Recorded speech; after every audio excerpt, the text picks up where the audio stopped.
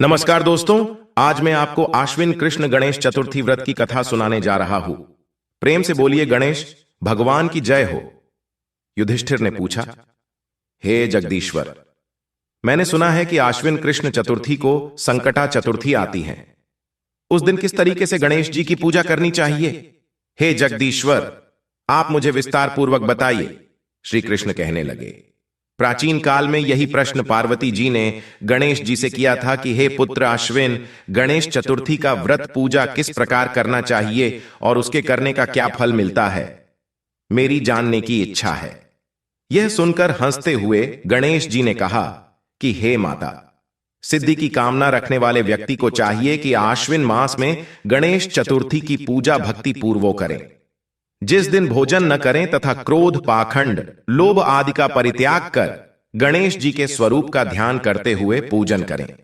इस दिन हल्दी और दूब का हवन करने से सप्तदीप वाली पृथ्वी का राज्य प्राप्त होता है।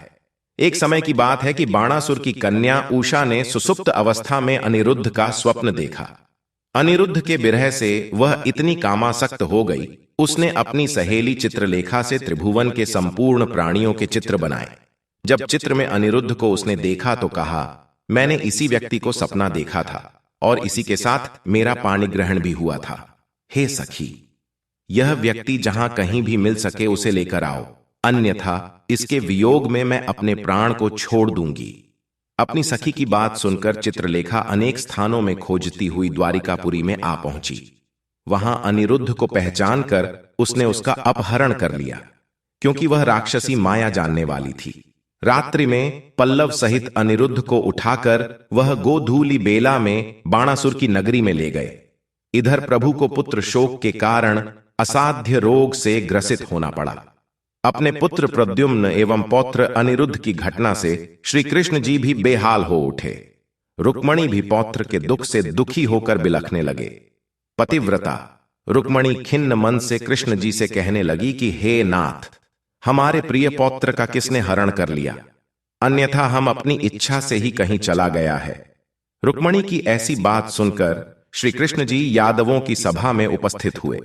वहां उन्होंने परम तेजस्वी लोमश मुनि के दर्शन किए। उन्हें प्रणाम कर श्री कृष्ण ने सारी घटना उन्हें सुनाई। श्री कृष्ण जी ने लोमश राशि से पूछा कि मुनिवर, हमारे पौत्र को कौन ले गया? वह कहीं स्वयं तो नहीं चला गया है? हमारे बुद्धिमान पौत्र का किसने अपहरण कर लिया है, यह बात मैं नहीं जानता हूं। उसकी माता पुत्र वियोग के कारण बहुत दुखी है। कृष्ण की बात सुनकर लोमश मुनि ने कहा, हे कृष्ण जी, बाणासुर की कन्या उषा की सहेली चित्रलेखा ने आपके पौत्र का हरण किया है और उसे बाणासुर के महल में छिपाकर रखा है। यह बात नारद जी ने बताई है। आप आश्विन मास के कृष्ण चतुर्थी संकटा का अनुष्ठान कीजिए। इस व्रत के करने से आपका पौत्र वापस आ जाएगा। ऐसा कहकर मुनिवर वन में चले गए। उन्होंने संकटा व्रत करने का उपदेश दिया। श्री कृष्ण जी ने लोमश राशि के कथन अनुसार व्रत किया। हे देवी, इस व्रत के प्रभाव से उन्होंने अपने शत्रु बाणासुर को पराजित कर दिया। यद्यपि उस भीषण युद्ध में मेरे पिता शिवजी ने बाणासुर की बड़ी रक्षा की, फिर भी वह परास्त हो गया। भगवान कृष्ण ने कुपित होकर बाणासुर की सहस्त्र भुजाओं को काट डाला। ऐसी सफलता मिलने का कारण व्रत का प्रभाव ही था। श्री गणेश जी को प्रसन्न करने, संपूर्ण विघ्नों के सामना करने के लिए इस व्रत के समान दूसरा कोई व्रत नहीं है। विश्व भ्रमण तथा अतीत भ्रमण के निमित्त इससे बढ़कर सुखदायक व्रत दूसरा नहीं है।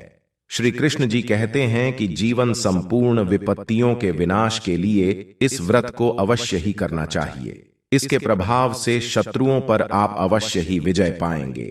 यमराज अधिकारी होंगे कि इस व्रत के माहात्म्य का वर्णन बड़े बड़े विद्वान भी नहीं कर सकते थे। कुंती पुत्र, मैंने इसका स्वयं अनुभव किया है, यह मैं आपसे सत्य कह रहा हूं।